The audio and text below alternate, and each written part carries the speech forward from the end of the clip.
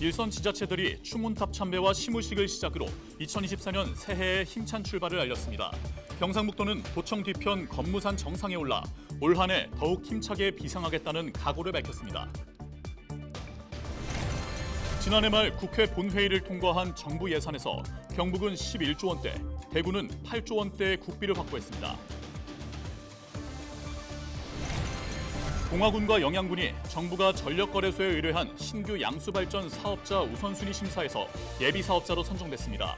공공기관 예비타당성 조사를 거쳐 2038년까지 총 사업비 3조 원이 투입될 전망입니다. 안동시가 문화체육관광부가 주최하는 대한민국 문화도시 사업 대상지로 승인받았습니다.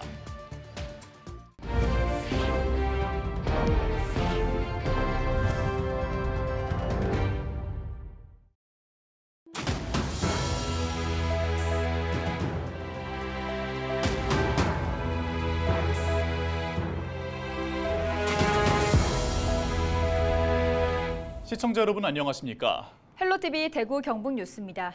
푸른 용의 해, 갑진년 새해를 맞아 한 해 계획 세우신 분들 많으시죠? 경상북도의 지자체들도 시무식을 열고 올 한 해 힘찬 도약을 다짐했습니다. 서희동 기자의 보도입니다. 경북도청 뒤편의 검무산 정상에 올라 2024년 새해를 시작한 이철우 경북도지사. 민선 8기 3년차를 맞아 지금까지의 허례허식을 걷어내고 올 한 해 더욱 힘차게 비상하겠다는 각오를 보였습니다. 이 도지사는 민간과 시장이 주도하는 지역발전 전략으로의 대전환을 올해 도정 운영 방향으로 내세웠습니다.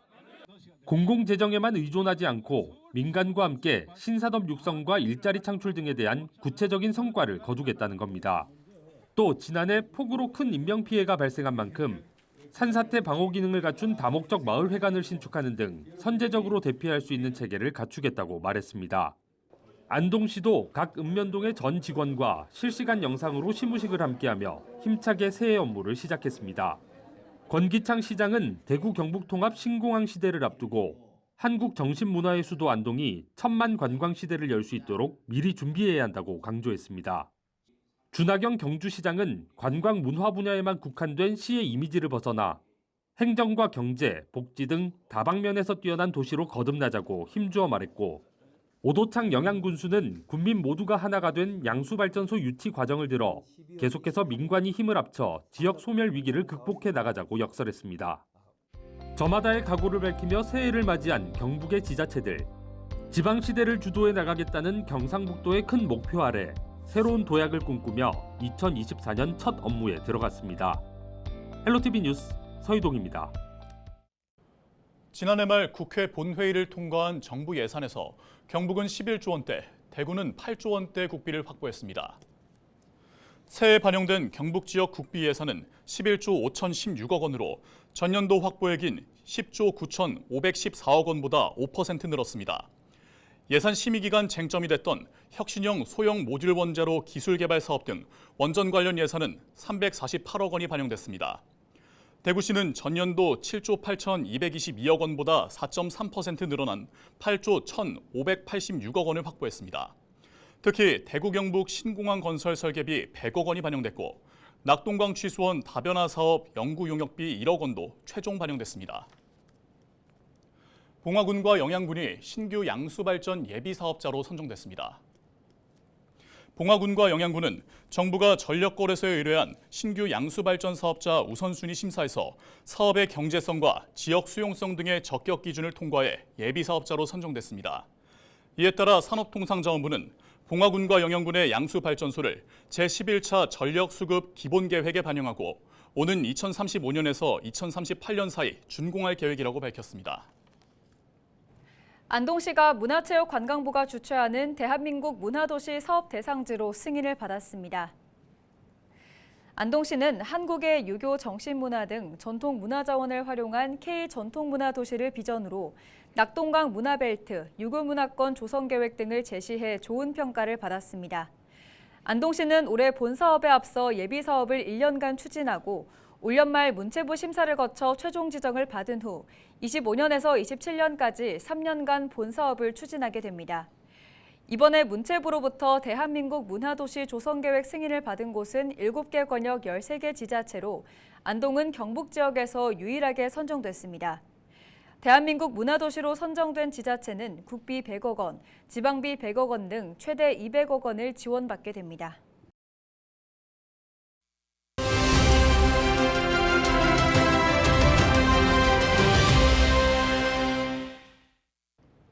지난 1일 오후 4시 10분쯤 일본 도야마 인근 해역에서 발생한 규모 7이 넘는 지진으로 동해안 지역이 비상이 걸렸습니다. 지난 1일 밤 사이 해수면이 80cm 넘게 높아지기도 했는데요. 다행히 이일 오전부터는 다소 낮아졌습니다. 하지만 전문가들은 안심하기 이르다고 조언하고 있습니다. 기상청 연결해서 이번 지진 여파와 앞으로 전망 들어보도록 하겠습니다. 기상청 김명수 지진 전문 분석관 전화 연결되어 있습니다. 분석관님, 안녕하세요. 이를 일본 지진 발생 현황부터 알려주시죠. 어제 그 발생 위치가 도야마현, 도야마 북쪽 90km 해안에서 발생했는데요. 깊이는 약 20km 내로 얕고요. 규모는 최초 7.4로 발표했다가 약 30분 후에 일본 기상청에서 7.6으로 수정 발표했습니다. 네, 이 동해안 지역 해수면 상승은 어느 정도 됐습니까? 어제 지금 묵호 같은 경우 18시 06분경에는 한 67cm였는데요. 20시 35분경에 최대 85cm까지 올라갔었습니다. 그리고 후포 같은 경우는 20시 42분경에 66cm까지 올라갔었고요. 그리고 나머지 부분은 50cm 미만이 관측이 되었습니다. 네, 앞으로 추가 지진 여부도 알려주시죠. 이게 사실상 지진 예지라는 거는 사실상 좀 과학적으로 불가능한 영역인데요. 그런데 이제 일본 같은 경우 과거에 7점대 지진하고 더 큰 지진이 발생한 사례가 간혹 있었기 때문에 일본 쪽에서 그렇게 예측을 하고 있다고 지금 생각이 들거든요.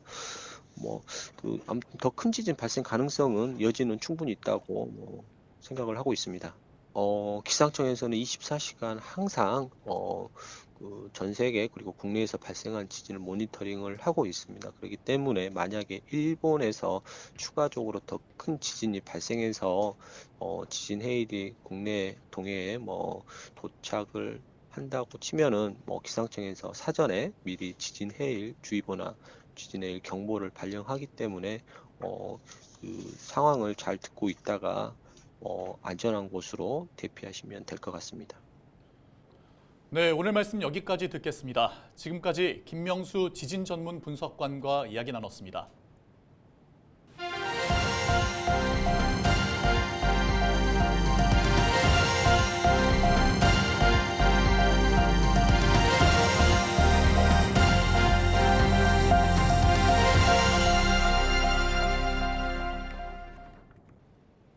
혹시 비건이라는 말 들어보셨나요?